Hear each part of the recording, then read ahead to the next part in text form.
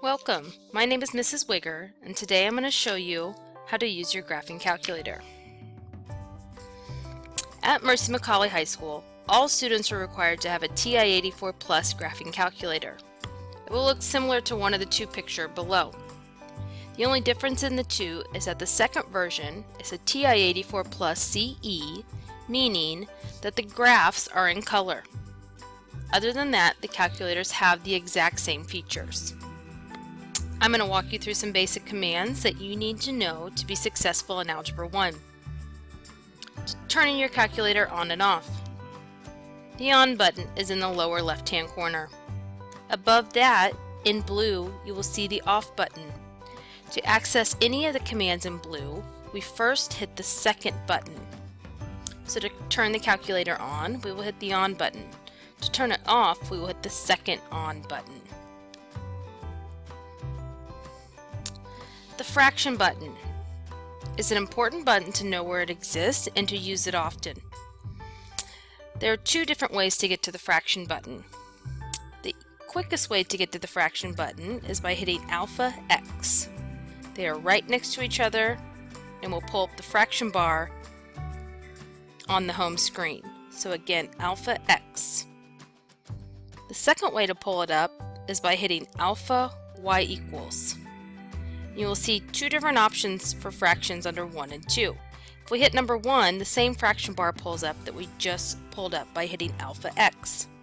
But if we hit number 2, we'll see that it then leaves a space for us to input a number before the fraction bar. So check that box if you know how to pull up the fraction button both ways. It should be no surprise that for Algebra 1 we need to know how to add, subtract, multiply, and divide. Those four buttons are on the right hand side of your calculator. Let's do a couple examples from our worksheet. Number 2, 20 plus negative 7. The negative button is between the enter and decimal sign at the bottom. 20 plus negative 7 is equal to 13. When we add a negative, it is the same as subtracting. If we go to number 7, we have 18.4 minus negative 3.2. We get 21.6. When we subtract a negative, is the same as adding. If we go to the multiply, in number 13, I'm going to have to use the fraction button. I'm going to go to alpha X to pull up the first fraction button. So I have 2 over 15 times. Now I need to pull up the other fraction button that will leave a space because I have 2 and 1/2. So 2 over 15 times 2 and 1/2 is equal to 1 over 3. And finally divide. 63 divided by negative 9 is equal to negative 7. Add, subtract, multiply, divide. At any time, I can hit second enter and pull up the previous line. I can hit it again and pull up the one that's to previous. I can hit it again and pull up the previous line to that. If we have an equation but we know we entered in a number incorrectly, we can hit second enter, adjust it, and hit enter again without having to retype the equation from the very beginning. So second enter will pull up a previous line. The other recall button I can use is second negative sign. That will pull up the previous answer and allow us to use that answer in another operation. The exponent buttons. The squared button is right here on the left hand side of the calculator. So if I wanted to know what 7 squared was, I could type that in. 3 squared, can type that in. But if I have any exponent other than 2, then we have to use this exponent button, which is called the caret, this little arrow. So if I type in 2 raised to the and then I could type in any exponent I desire. 2 to the 7th would be 128. I could do 12 squared, be 144. I could do 10 to the 3rd and get 1,000. So the squared button will always give you an exponent of 2.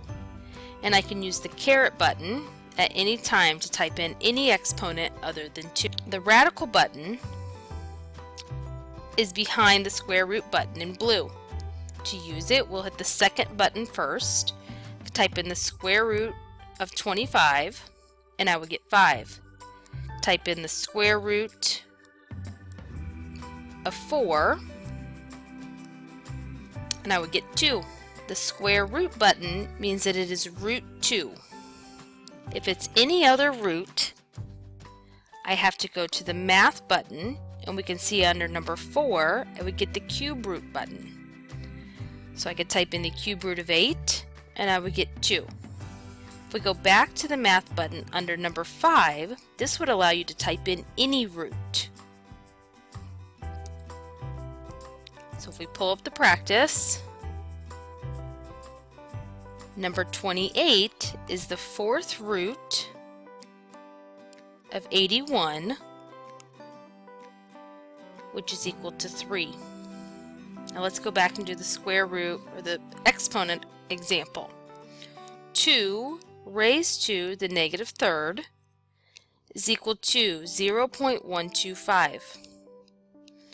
Now I could turn this into a fraction, this decimal into a fraction, by hitting math, number 1, will turn my answer into a fraction,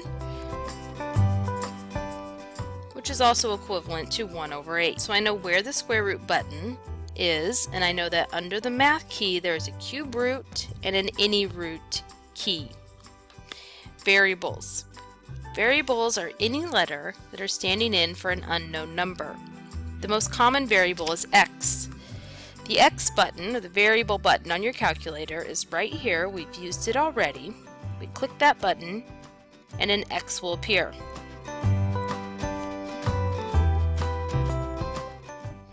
If at any time you're using your calculator and you hit a button and open a screen that you didn't mean to open, you can always hit the second mode button. See above mode it says quit. It will take you back to the home screen. So again, if you open a screen that you didn't mean to open, you can always hit second quit and it will get you right back to the home screen. Right, to store a value, we're going to look at an example to store a value. So if we have the equation x plus 6 equals 10, then to solve for x, I need to subtract 6 from both sides, and then I get x plus 0 equals 4, and x plus 0 is just equal to x, so I get x equals 4. Well, to store x as 4 and check the equation, I'm first going to type in 4. Then I'm going to hit the store button. The store button is down here above on, STO arrow. We'll pull up an arrow, meaning I want to take 4 and store it as x, and hit enter. Then if I hit the X key and hit enter, I can see that right now x is stored as 4. So I'm going to type in the original equation, x plus 6, and if we got the correct x value, then when we hit enter, it should equal what's on the other side of the equation, which is 10. And in fact, x plus 6 when x equals 4 does equal 10. 4 plus 6 equals 10.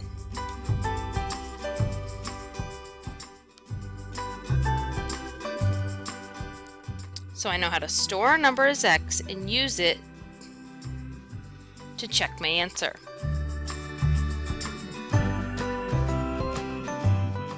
Alright, the final thing we're going to learn is how to enter an equation into y equals. So if we hit the y equals key, we can see that we have y1, y2, y3, all the way down to y9. Meaning we could sub in 9 different equations if we needed to. We will only ever need to sub in 2, maybe 3 equations at a time.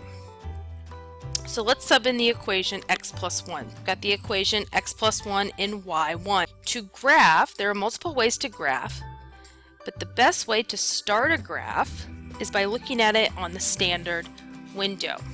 By hitting zoom 6, we can see that 6 says standard. This will put the graph with the origin at the center. The x's will go from -10 to 10, and the y's will also go from -10 to 10.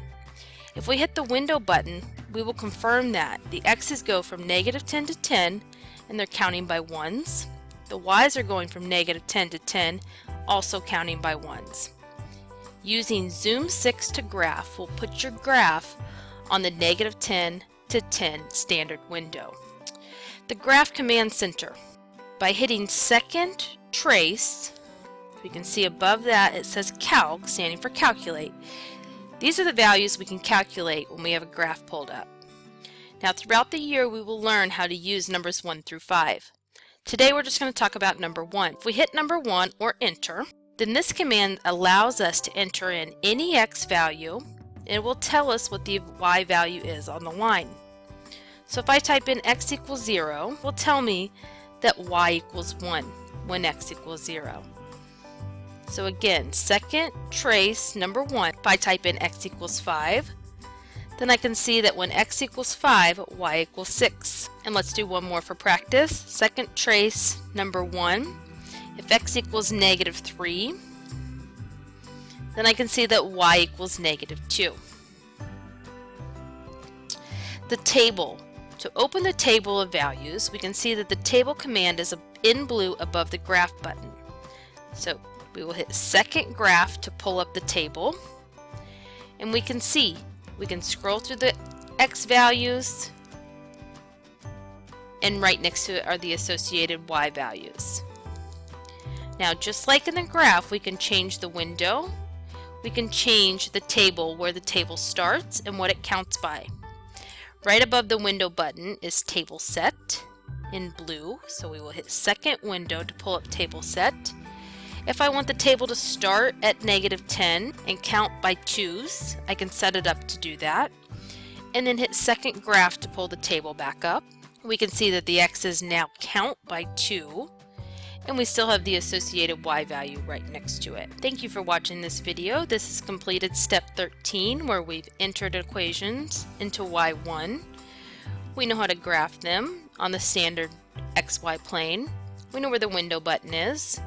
We know how to get to the Graph Command Center by hitting second trace.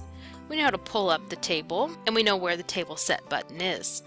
At this time, you should complete the worksheet associated with this part.